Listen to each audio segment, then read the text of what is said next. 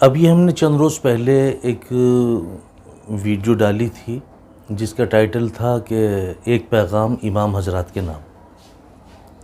تو ماشاءاللہ بڑے اچھے کمنٹس آئے اور بڑا اچھا لگا.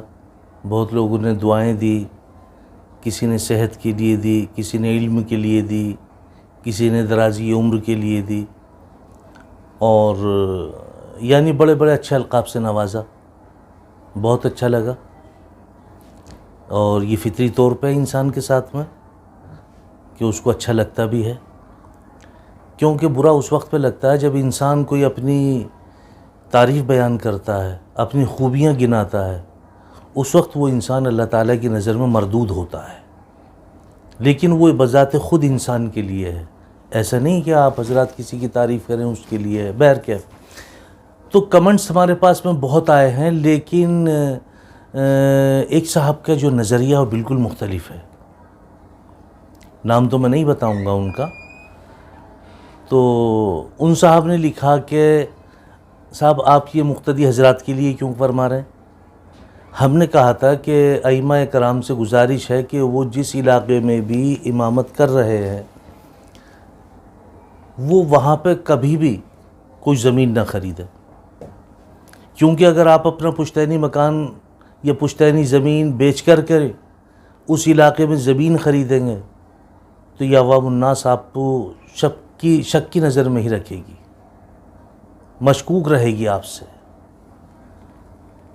اور مزید ہم نے کہا تھا کہ آپ اپنے مقتدی حضرات کو کبھی کسی پریشانی میں دعاؤں کے ساتھ میں کام آئیں، ویسے مدد کریں، لیکن پیسے کی مدد نہ کریں. کڑوی بات ہے، کیونکہ ائمہ کرام کا جو پیسہ ہے عوام پہ پہنچنے کے بعد میں واپس آ جائے بڑا مشکل ہے، کیونکہ لوگ ان سے دوسرا نظریہ رکھتے ہیں.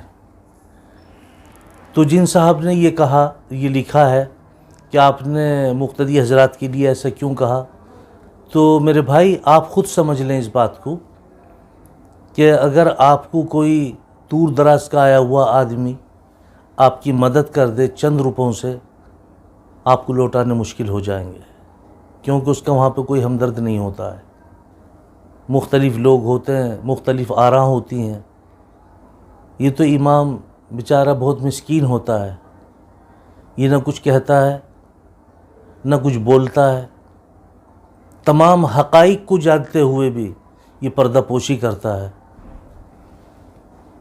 تو ہم نے یہ رائے دی تھی، ہم نے کوئی حکم نافذ نہیں کیا، رائے تھی ہماری.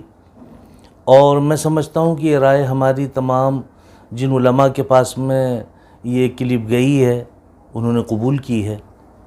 آپ واحد شخص ہیں جنہوں نے یہ انگلی اٹھائی کہ ایسا کیوں.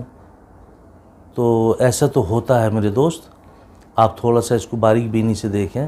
اور میں پھر ائمہ کرام سے گزارش کرتا ہوں کہ وہ کبھی بھی کسی کی باتوں میں نہ آئیں، کسی کو دو پیسے ادھار نہ دیں، کبھی کسی مقتدی کے ساجے میں کام نہ کریں، کبھی کوئی پشتینی زمین بیچ کر کے بھی اپنے علاقے میں کوئی زمین نہ خریدے جہاں آپ امامت کر رہے ہیں.